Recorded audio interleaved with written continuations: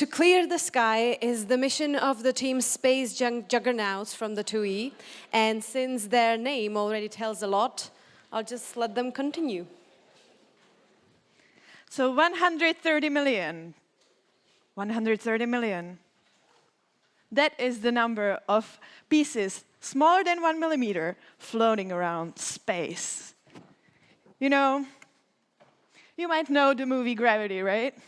So for those who don't know, it's the story how George Clooney would rather float into space and die than date a woman his own age.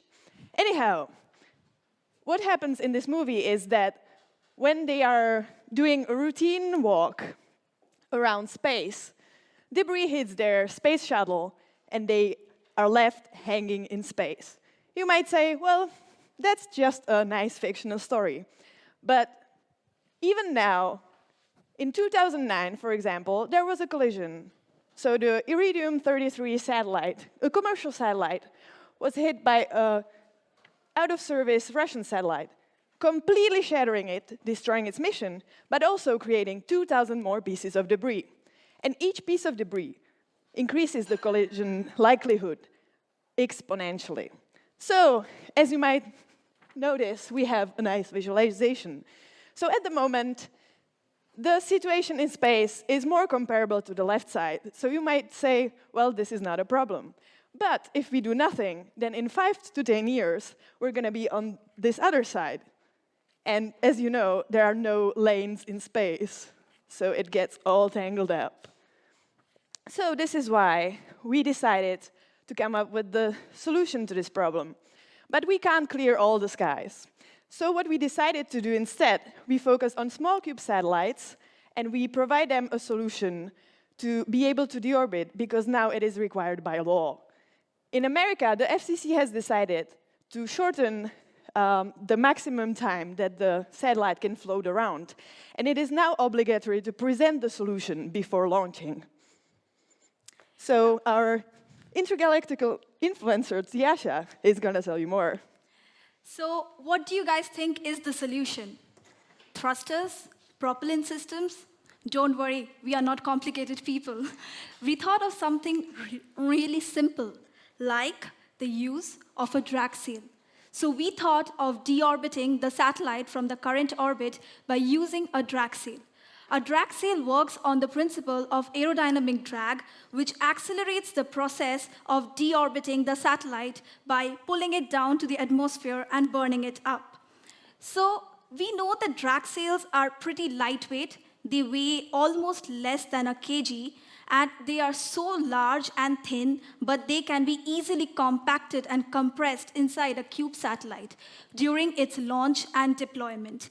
You can consider a similar analogy of the case where you try to slow down a fast racing car by using a parachute. That is the main concept of a drag sail.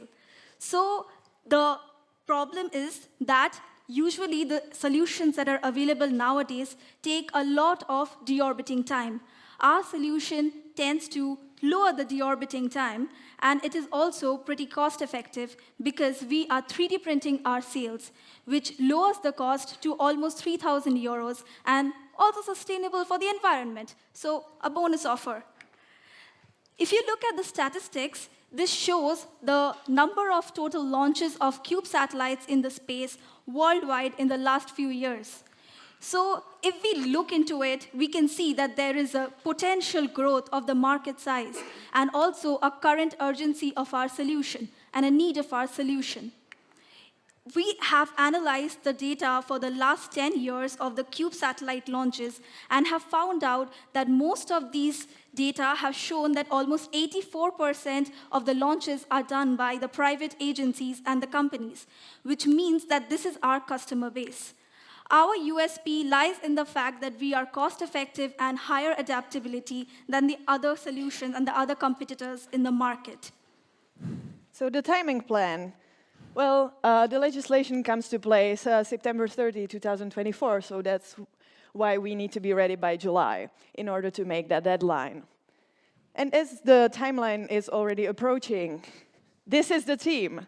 So we are the space Juggernauts, and if you need to deorbit a satellite, you might want to write that down.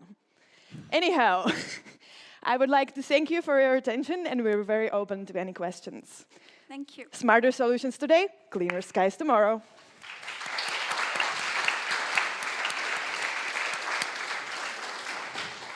Do you have another team member here in the hall? Yes, Yeah, good. One more. One more.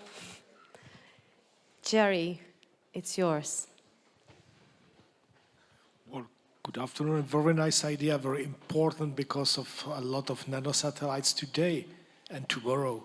Now, you said that the solution would speed up the process of deorbiting. How much? Okay, so we have found out that using a drag sail speeds up the process by, initially it used to almost take around 25 years to deorbit, but with the usage of a drag sail, it deorbits in less than a year. That's almost 9 months. So that's like a huge gap. And the legislation requires 5 years, so there is quite some buffer. Yeah, thank you. I really like it. It's for me, it's just like working with the space industry is just a bit not so tangible. Are you launching a satellite? We can help. Yeah, but I think my question goes more to like the go-to-market strategy. And have you been in dialogue with your potential customers? How easy or how hard is it to actually come to the market with a product like this? What's your take on this?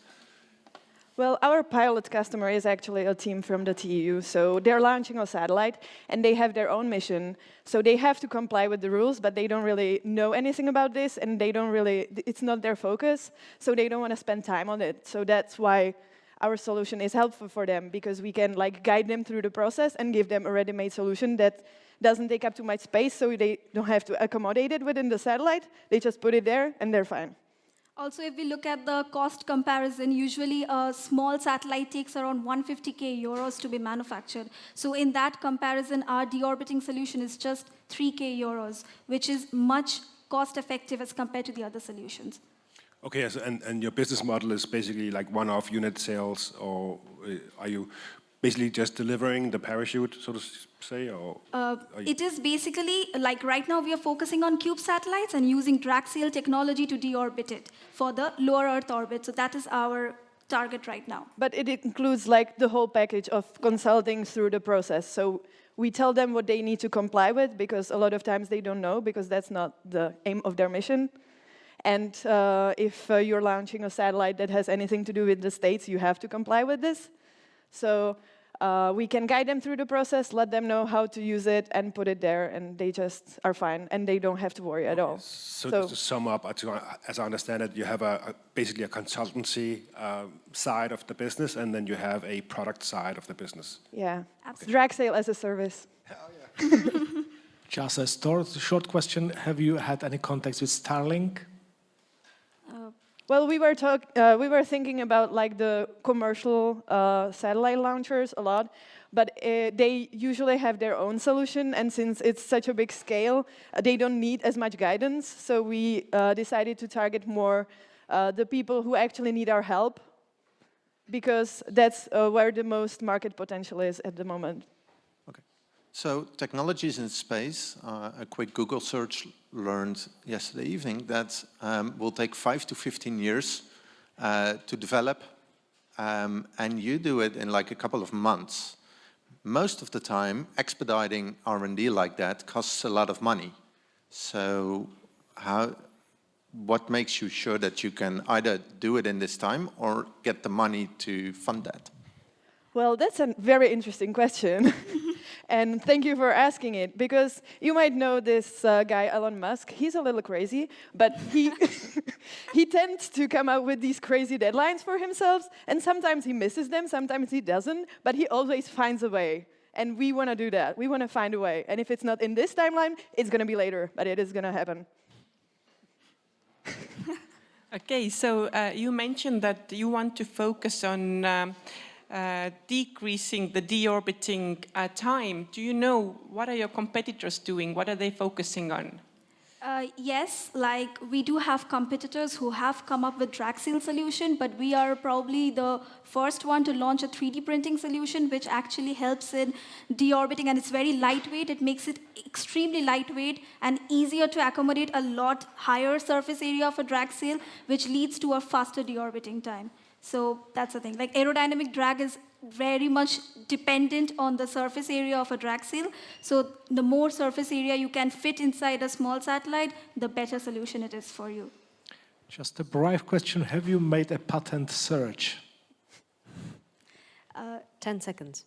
Well, a lot of the university research is public, so that makes it impossible to patent this, pretty Yes. much. We have 5 more seconds. What does a space warrior do? He's here, right here. I'm just standing here for now. He is the warrior in space. Our Okay, little ladies, pet. Our mascot. ladies and gentlemen, this was Space Junk Juggernauts. Thank you.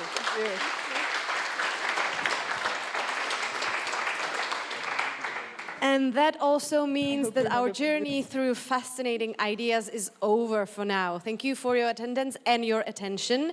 The jury will now move to a different location for the decision-making process, and you are welcome to use the upcoming hour for lunch. We are pleased to have you as guests.